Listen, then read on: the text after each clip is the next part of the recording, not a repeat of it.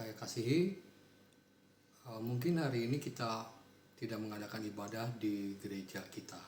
Tapi biarlah ini bukan menjadi hambatan kita dan kita akan mengadakan ibadah secara online. Biarlah ini menjadi suatu budaya yang baru, sebab itu kita akan mendengar sesuatu yang terbaik buat hidup kita. Mari kita berdoa. Bapa yang ada dalam kerajaan surga, kami mengucapkan syukur dan terima kasih. Walaupun dalam kondisi yang tidak mengizinkan ini pun, kami tetap bisa bertatap muka Tuhan. Pimpin berkati Tuhan, biarlah kuasa Engkau sangat luar biasa bekerja di hati kami, di hidup kami Tuhan. Dan hari ini Tuhan kami berdoa biar kekuatan Engkau senantiasa berada dalam kehidupan kami. Terima kasih Tuhan, kami berdoa. Haleluya. Amin. Hari ini mungkin kita banyak bertanya, kapan kira-kira situasi ini akan terus menerus berlangsung atau situasi ini akan berhenti. Hanya Tuhan yang tahu kan. Oleh sebab itu kita hari ini membutuhkan Tuhan juga.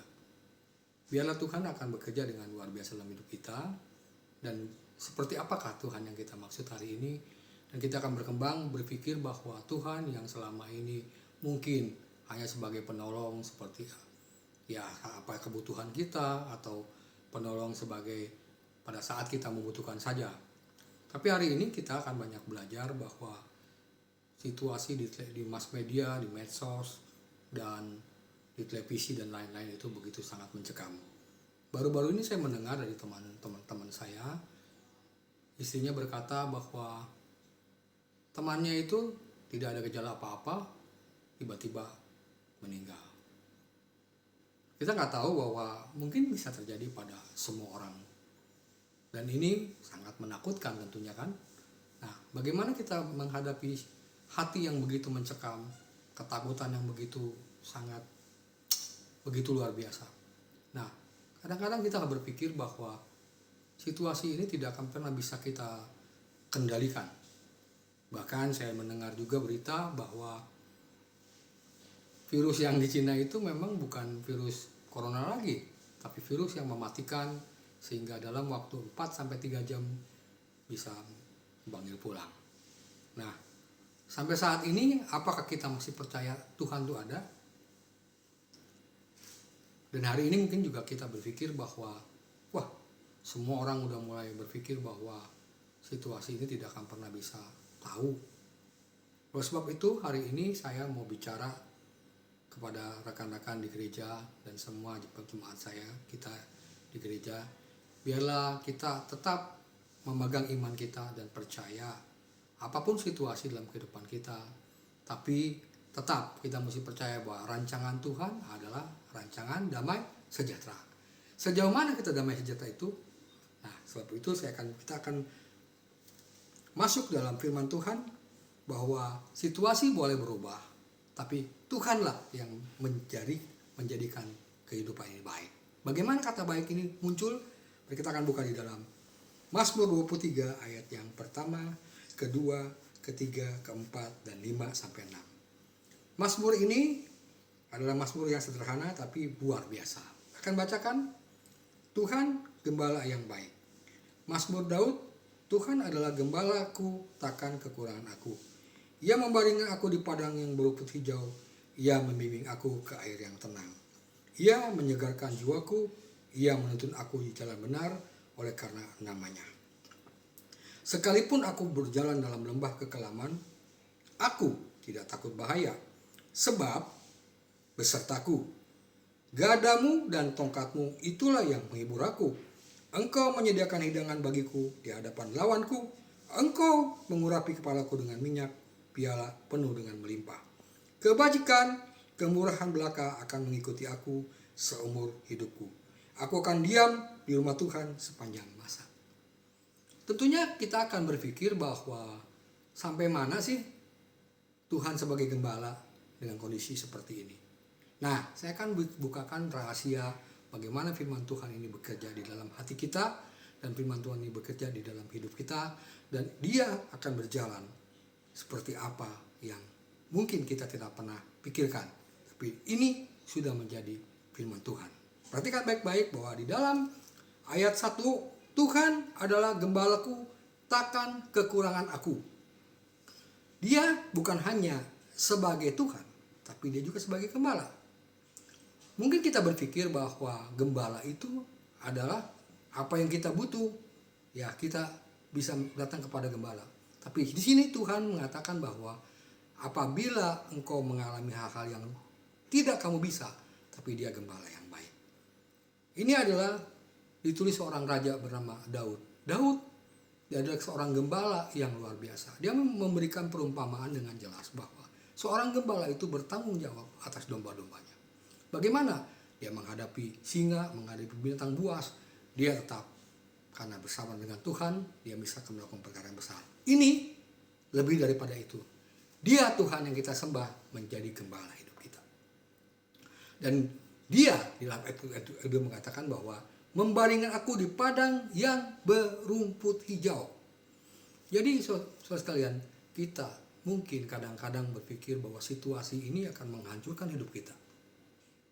Akan membawa kepada tempat yang mungkin, tidak pernah kita inginkan. Ekonomi, situasi, keadaan, mungkin, Amerika saja, ya enggak, dalam waktu di dunia ini sudah hampir ratusan miliar dolar habis, dan para pedagang atau para pebisnis besar, semua pun orang yang di dalam dunia bisnis berhancuran. Baru-baru ini kita akan dengar bahwa beberapa mal-mal ditutup, kemudian para pedagang pun berkata bahwa semakin merosot, dolar makin naik. Dari harganya 14.000 sekarang 16.000, mungkin 17.000, 18.000. Nah, pertanyaannya, benarkah bahwa dia akan membaringkan aku di padang yang berumput hijau? Benarkah dia akan membimbing aku kepada air yang tenang? Satu kunci yang kita mesti mengerti dalam ayat 2 ini kepada kita bahwa situasi dan kondisi kadang-kadang membuat logika kita tidak masuk akal. Tapi dia Tuhan yang lebih besar. Dia Tuhan yang akan membimbing kita ke air yang tenang, membimbing kita ke padang yang berumput hijau. Nah, padang itu bagaimana? Padang itu situasi kita sekarang. Mungkin kalau saudara berpikir bahwa padang itu memang padang yang begitu luas, yang kelihatannya tidak ada sesuatu yang membuat kita senang, tapi dia yang membimbing kita. Itu ayat 2 mengatakannya. Nah, bukan hanya membawa kepada berumput hijau, tapi dia membimbing pada air yang tenang.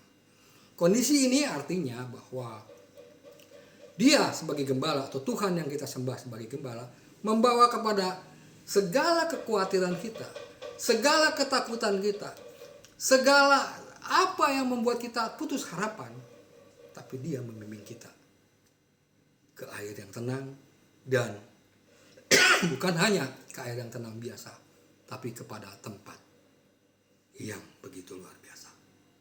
Keadaan ini ya enggak, kita tidak bisa prediksi, tapi Tuhan yang menentukan hidup kita. Tuhan yang menentukan masa depan kita. Tuhanlah yang kita sembah, memberikan pengharapan sama kita. Itu pesan yang ayat kedua. Dan ayat ketiga mengatakan sama kita, bukan hanya dia membimbing kepada air yang tenang, tapi ia menyegarkan jiwa kita. Dia menuntun aku di jalan yang benar oleh karena namanya. Saya teringat dengan kasus bagaimana Daud menghadapi Goliat. Ketika Goliat secara fisikal, ya enggak, tinggi badannya lebih besar daripada dirinya, ya enggak, kemudian segala sesuatu orang melihat sekelilingnya bahwa Daud kecil, bagaimana bisa menang dengan Goliat. Tapi hal yang menarik dari Alkitab ini kepada kita adalah, ya enggak, ketika Goliat berkata, anjingkah aku ini? Atau kamu yang anjing? Yang begitu rendah. Dan berkata, gak mungkin kamu bisa menang sama saya. Secara fisik, secara logika, dan semua. Itu pasti kamu kalah. Tapi satu hal yang menarik di kalimat yang Daud katakan, engkau berperang dengan tombak, dengan gada, dengan perisai, dengan tombak, lembing, dan macam-macam. Atau dengan peralatan modern yang sekarang kita ketahui, atau dengan situasi kondisi yang membuat kita tidak bisa apa-apa. Tapi Daud berkata, aku berperang dengan nama Tuhan yang hidup. Kemudian dia menunjukkan tongkatnya, di mana pengalamannya dia bersama Tuhan. Dia mengalahkan singa, dia mengalahkan beruang, dia mengalahkan binatang yang buas. Dan dia menunjukkan bahwa di dalam tongkat itu ada perlindungan Tuhan. Dan bagaimana Tuhan menolong dengan luar biasa. Bagaimana Tuhan beserta dengan hidupnya. Sebab itu, mari kita bukan percaya dengan apa yang statistik katakan. Bukan percaya dengan apa yang orang berkata bahwa ini situasi sangat mencekam dan menakutkan. Tapi hal yang kita harus ketahui bahwa semua yang kita tahu adalah Tuhan yang menentukan hidup kita. Dunia ini diciptakan oleh Tuhan. Kita manusia diciptakan oleh Tuhan. Oleh sebab itu ayat 3 jelas bahwa tiba saatnya Tuhan bukan berbicara tentang bahwa gembala mengayomi biasa. Tapi dia menyegarkan hidup kita, yaitu dia memberikan semangat hidup kepada kita.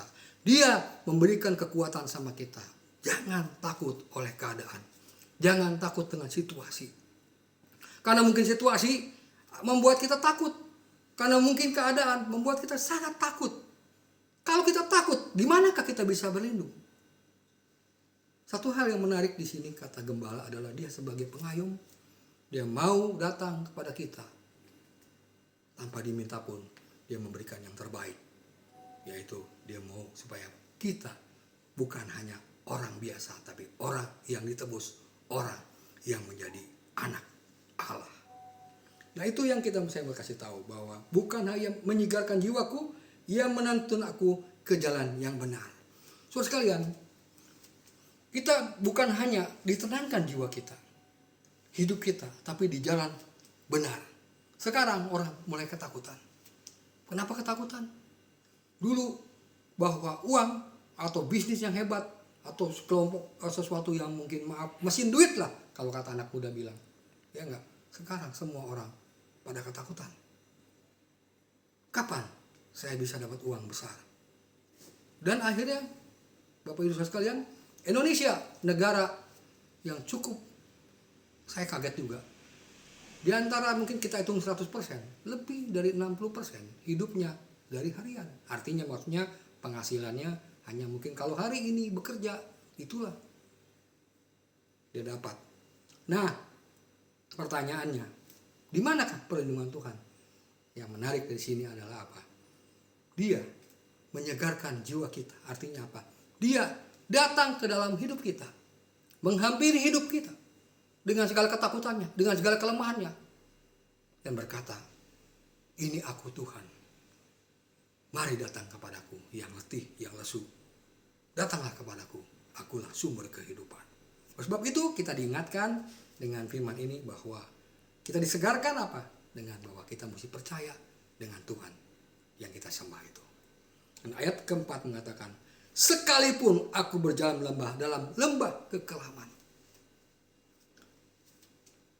aku, perhatikan baik-baik, tidak takut bahaya. Terus bahasanya apa? Sebab engkau besertaku. Gadamu dan tongkatmu itulah yang menghibur aku. Di saat kita lemah, di saat kita takut dengan COVID-19 ini, kapan kita bisa percaya sama Tuhan? Loh, secara logika, COVID-19 aja begitu luar biasa. Sudah lebih dari 80 negara sudah sangat pusing. Tapi saudara sekalian, perhatikan baik-baik. Sekalipun aku berjalan dalam lembah kekelaman, banyak sampar, banyak penderitaan, banyak situasi yang tidak mungkin membuat kita tenang. Hidup pun mungkin buka TV, buka sosmed, buka semua, isinya semua bukan membahagiakan kita. Tapi hari ini saya berpesan kepada saudara sekalian, ya enggak? Sekalipun aku berjalan dalam lembah kekelaman, artinya sekalipun situasi kita sudah mulai lockdown, udah mulai jarak, ada social distancing, lama-lama mungkin lockdown, ya enggak? Kita nggak tahu. Kalau lockdown berarti apa yang terjadi saudara sekalian? Perekonomian kita hancur. Bagaimana kita bisa hidup? Firman Tuhan mengatakan sama kita apa? Jangan kamu khawatir tentang apa yang engkau minum pakai.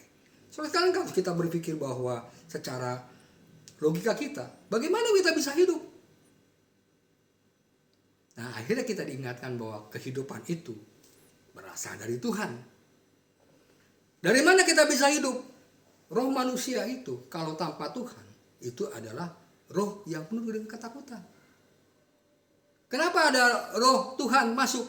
Dari disitulah orang yang percaya. Disitulah orang yang percaya bahwa Tuhan itu ada. Ya enggak? Nah ini pun ayat ini mengatakan bahwa aku tidak takut bahaya. Kenapa nggak takut bahaya? Lihat ayat selanjutnya, ya enggak, frase selanjutnya. Sebab engkau beserta dengan aku. Roh Tuhan berada dengan hidup kita. Apabila aku berada di dalam kamu dan kamu di dalam aku, maka kita bertumbuh bersama. Seperti sebuah anggur dengan ranting-rantingnya. Sebab itu Bapak Ibu sekalian, kita mesti percaya bahwa gadamu dan tongkatmu itulah yang menghibur kita. Apa gada, apa tongkat? Artinya situasi boleh nggak pernah bisa bersahabat sama kita. Situasi boleh menghancurkan hidup kita. Tapi ada gada dan tongkat. Kalau zaman dulu tentang gada itu seperti apa ya? Gada itu besi besar, ya enggak, yang bisa mentung orang begitu berat, dan tongkat, ya enggak, untuk bisa memberikan perlawanan yang besar. Nah ini gada dan tongkat, kalau saya baca di tafsirannya, gada dan tongkat adalah melambangkan satu kekuatan yang besar yang dapat melindungi kita. Dari mana? Dari ketakutan kita. Dari mana? Dari kematian yang kita bilang mati. Tapi saudara sekalian, mati dan hidup itu bukan urusan kita. Kita mesti ngerti bahwa mati itu pasti. Tapi orang kalau ditanya mati, boleh nggak sekarang mati? Pada nggak mau kan? Nah ini yang menarik, ya nggak?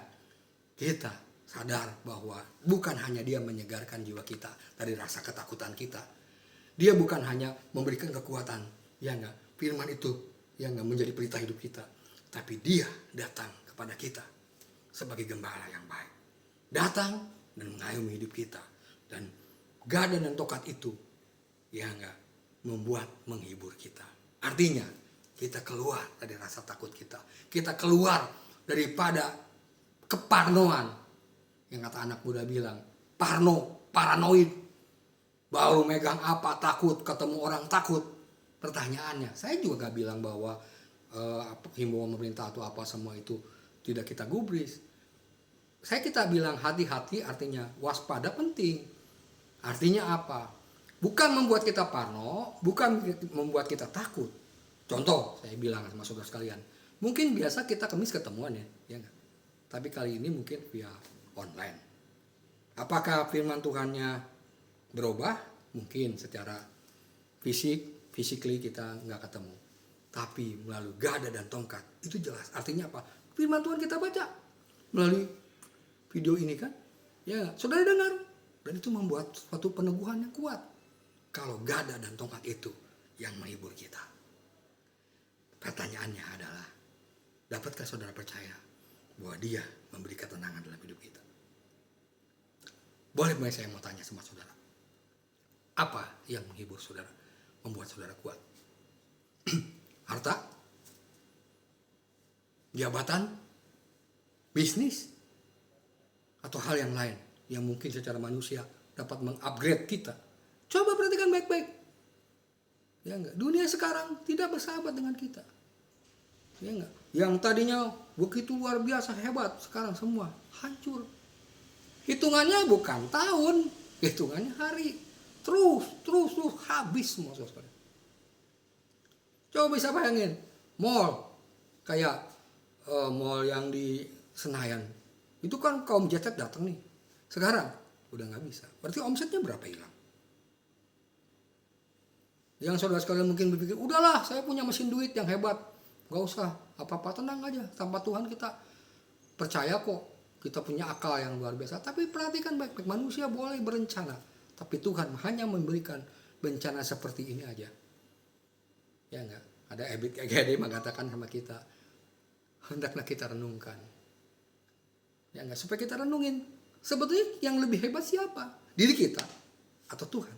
Kalau saudara sama saya percaya sama Tuhan, bukan hanya percaya seperti lampu Aladin. Wah, percaya kalau udah tolong saya.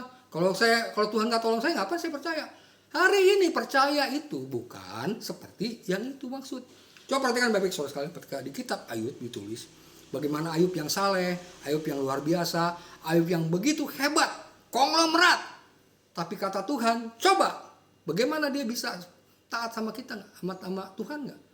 Nah, di situ dilambangkan setan itu, yang nggak bukan seperti setan yang kita pikir sekarang. Itu hanya penggoda aja, digodain. Boleh kamu cobai Ayub, tapi kamu jangan ambil nyawanya. Itu nyawa urusan saya. Dan di situ diceritakan bahwa Ayub bukan dapat karena dengan soleh ketemu Tuhan, apa setia, apa semua. Itu sempurna loh, betul nggak secara manusia. Tapi di mata manusia itu memang sudah sempurna.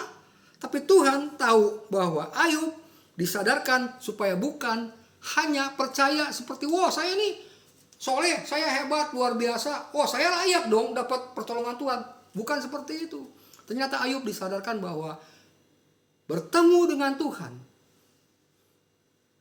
percaya dengan Tuhan, walaupun kondisi apapun yang membuat dirinya kita mundur dari Tuhan. Tapi Ayub berkata, aku percaya Tuhan, mengenal Tuhan, itu lebih penting daripada aku yang aku dapatkan. Ternak, istri, anak, semua.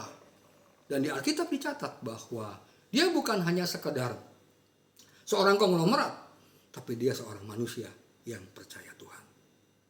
Dapatkah kita mengerti bahwa gada dan tongkat itu yang membuat kita percaya? Mungkin saudara berpikir bahwa, saya nggak mungkin bisa hidup seperti ini. Ingat, Tuhan mengatakan gada dan tongkat. Itulah yang menghibur kita. Sekarang saudara punya gada. Apa gada saudara? Perdagangan saudara? Jabatan saudara? Pekerjaan saudara? Atau kehebatan saudara? Saudara sekalian, itu tidak ada artinya. Dan Ayub mengingatkan sama kita sama-sama bahwa mengenal Tuhan itu penting. Bukan karena setelah percaya Tuhan, Tuhan kasih berkat. Bukan. Yang Ayub katakan bahwa aku mengenal Tuhan itu lebih penting daripada aku dekat sama Tuhan dulu. Tidak. Bahwa mengenal Tuhan, mengerti bahwa Tuhan itu pelindung hidupnya. Tuhan itu adalah pemberi hidupnya. Itu secara teologi saya katakan bahwa bukan kita seperti orang-orang pada umumnya. Saya percaya Tuhan. Kalau Tuhan tolong saya percaya Tuhan, dialah menjadi Tuhan. Soalnya kan pada hari ini coba bayangin. Terus udah mikir belum sih? Kelihatan gak Tuhannya? Satu hari Indonesia 5-6 orang meninggal. Sekarang ya enggak, yang meninggalnya itu bukan karena batuk-batuk sampai sekarang virus itu. Ada juga yang langsung sakit meninggal. Apa saudara tidak mencekam? Nah, hari ini saya mau kasih tahu bahwa gada dan tongkat itulah yang menghibur kita. Artinya apa? Saudara mesti percaya ini. Tuhan beserta dengan kita. Ayub aja dengan kondisi yang begitu parah banget. Ya enggak? Dan Ayub hari itu juga udah dicemooh sama teman-temannya, dicemooh sama istrinya, ditinggalin semuanya. Dan berkata, udah kamu percaya sama Tuhan yang kamu sembah aja. Kondisinya kamu percaya begini, rusak semuanya. Tapi Ayub berkata, aku pulang, aku datang dengan seperti ini, tidak berpakaian. Aku pun apabila engkau Tuhan panggil hidupku, aku tetap percaya. Nah, poinnya apa saudara sekalian? Ya enggak? Ingat, Sadrak, Mesak, Abednego. Situasinya adalah sama seperti kita sekarang. Kalau kita tetap takut dengan keadaan, kita harus nyembah siapa? Nyembah keadaan. nyembah situasi. Tapi Sadrak, Mesak, Abednego berkata, "Sendakmu Tuanku tahu." Ini menjadi ayat favorit saya. Ya enggak? Apabila Tuhan yang aku sembah tidak menolong aku tetap percaya dengan Tuhan yang aku sembah. Dan apabila Tuhan, ya pastilah, ya enggak, menolong aku percaya. Tapi yang penting frase itu, ya enggak. Hendaklah Tuanku tahu, apabila Tuhan yang saya sembah tidak menolong aku pun, aku tetap percaya dengan Tuhan. Nah, artinya apa saudara sekalian? Yang Tuhan mau sama kita adalah, ya enggak, bukan percaya, bukan. Tapi Bapak saudara sekalian, apapun situasinya, kita mesti percaya bahwa Tuhan pencipta langit dan bumi ini yang mengubah hidup kita, bukan kita. Bukan keadaan, bukan situasi. Sejarah membuktikan kok, ya enggak? Perang yang begitu luar biasa. Gejala pandemi yang begitu luar biasa. Di Alkitab pun tulis, ya enggak? Pada waktu itu apa? Orang yang sakit kusta udah enggak ada pengharapan. Tapi sekali lagi, ya enggak? Yang sakit kusta, yang sakit pendarahan, yang luar biasa, lumpuh dan gitu. Tapi firman Tuhan mengatakan, ya, ini saya masih terngiang-ngiang, ya enggak? Gada dan tongkat ini tentang apa? Ya enggak? Perempuan yang sakit pendarahan, asal ku sentuh jubah Tuhan yang saya sembah, aku pasti sembuh. Artinya apa saudara sekalian? Bahwa kemerdekaan hidup kita ditentukan bukan situasi luar, keadaan. Matematik boleh tulis 1 tambah 1 2. Tapi saudara sekalian, dengan iman yang kita percaya, bukan 1 ditambah 1 2. Tapi 1 dan 2 ditambah 1, Tuhan yang punya. Itulah yang saya mau katakan. Mungkin saudara sekalian, kita banyak dipengaruhi oleh logika kita yang begitu luar biasa. Tapi logika itu bukan membuat kita hancur. Tapi logika yang Tuhan mau supaya kita percaya sama Tuhan. Dan bukti lihatnya. Ayat 5 dan 6 adalah hasil daripada pergumulan kita. Ayat 5 mengatakan, "Engkau menyediakan hidangan bagiku di hadapan lawanku." Kalau saudara percaya Tuhan akan siapkan semua pekerjaan. Tuhan akan siapkan apa? Makanan. Tuhan akan siapkan semua kebutuhan hidup kita. Di hadapan apa? Orang-orang yang melawan kita, orang-orang yang tidak percaya, orang-orang yang terus mencemooh kita, seperti Nuh, ya enggak? Hanya orang gila, ya enggak? Nuh itu bikin kapal, tapi karena Tuhan berfirman, kamu bikin kapal. Gimana Tuhan? Nggak usah nanya-nanya lagi, bikin pokoknya, tenang, aku akan berikan sesuatu yang terbaik. Perhatikan baik-baik, ya enggak? Ayat ini, ya enggak? Dan ayat 6 mengatakan, kebajikan dan kemurahan belaka akan mengikuti aku. Yang menarik dari ayat ini apa? Seumur hidupku. Artinya apa? Sekali kita percaya sama Tuhan, sekali kita sungguh-sungguh sama Tuhan, sekali kita pegang Tuhan, dari awal hidup kita sampai mati hidup kita, ya enggak? Bahwa kemurahan akan mengikuti kita. Jalan keluar mengikuti kita. Makin dijepit, makin merambat. Makin dibabat terus, makin bertumbuh. Patah tumbuh, hilang berganti. Maaf, itu ada bahasa lagi. Esa hilang, 2 terbilang. Artinya apa? Situasi boleh membuat kita takut, parno lah. Tapi bukan berarti kita nggak percaya Tuhan. Ya, mungkin saudara nggak dapat masker, vitamin C udah mulai kurang, harga-harga makin naik. Ya enggak? Coba perhatikan baik-baik. Ya enggak? Mungkin kita juga, keparnoan kita apa saudara kan? Persediaan di rumah kita makin menipis. Berarti kita nggak bisa makan. Berarti nggak bisa dapat apa-apa. Berarti kita mesti berpikir, wah bakal terjadi A, B, C, D, E, F terus. Soal sekalian saya kasih tahu hari ini bahwa ketakutan itu tidak beralasan. Kenapa saya tidak katakan tidak beralasan? Kalau kau percaya dengan Tuhan, maka roh Tuhan itu masuk dalam kehidupan kita. Kalau yang ada dalam hidup kita, roh manusiawi kita, Mana kita sanggup, saudara sekalian. Ya nggak, seperti Petrus, sepanjang malam aku tebarkan jala. Tapi karena engkau yang menyuruh aku tebarin jala. Jadi ingat saudara sekalian, ada satu blink, artinya apa? Tindakan, pilihan yang dalam sekejap kita harus jawab. Nah, dari mana jawabnya? Dari Tuhan. Roh Tuhanlah yang ada dalam hidup kita. Kalau roh takut, roh gentar, roh khawatir, saya kasih tahu, itu membuat tidak damai sejahtera, membuat saudara sekalian takut. Dikit-dikit pikirannya terus, ya enggak. Dan ingat, pengetahuan mengatakan apabila kita takut terus, nah, saudara sekalian, nggak perlu bilang mati. Hari itu juga mati. Kenapa? Imunitas kita turun. Ya enggak? Tapi Tuhan mengatakan hati yang gembira adalah obat. Nggak ada obat yang lain selain apa? Roh kita bangkitkan kepada Tuhan. Percaya kepada Tuhan. Statistik boleh bilang A, B, C, D, F. Saya mau tanya, ya enggak? Kalau saudara datang ke rumah sakit, di rumah sakit, kalau ketemu yang penyakit terminal atau penyakit yang artinya mati dan hidup, apakah saudara lihat dari 5 orang yang penyakitnya kanker stadium 4 itu semuanya meninggal? Belum tentu kan?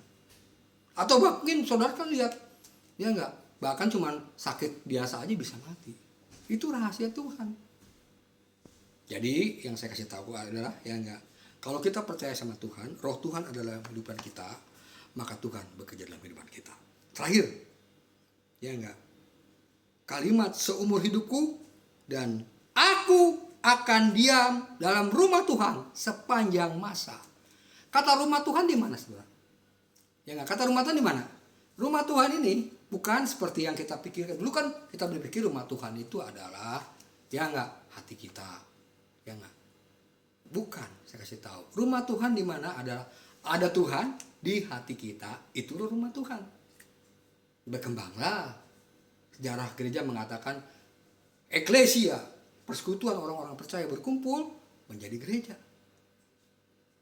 Nah, hari ini gereja yang kita maksud bukan gereja seperti itu, yaitu hati kita, jiwa kita. Itu yang saya mau kasih tahu. Sebab itu, mari saudara sekalian, bahwa 6 ayat ini biarlah kita baca berulang-ulang, kemudian masuk dalam alam bawah sadar kita, dan kita akan diingatkan satu hal, bahwa ketakutan saudara tidak beralasan. Ketakutan kita yang selama ini sangat tidak beralasan jika dibandingkan Tuhan. Dan hari ini saya mau ajak Bapak Ibu Saudara sekalian, bukan hanya percaya biasa, tapi percaya sungguh-sungguh bahwa Tuhan ada dalam kehidupan kita. Mari kita berdoa. Terima kasih Tuhan, biarlah hari ini menjadi berkat buat kehidupan kami. Dan hari ini kami percaya, bukan hanya sekedar percaya, tapi mulai kami praktek bahwa selama ini kami mungkin hanya ikut Tuhan atau sebagai penggembira, datang kepada Tuhan, rajin ke gereja, rajin ikut ibadah, rajin semuanya. Kata rajin itu bukan membuat kami sadar, tahu.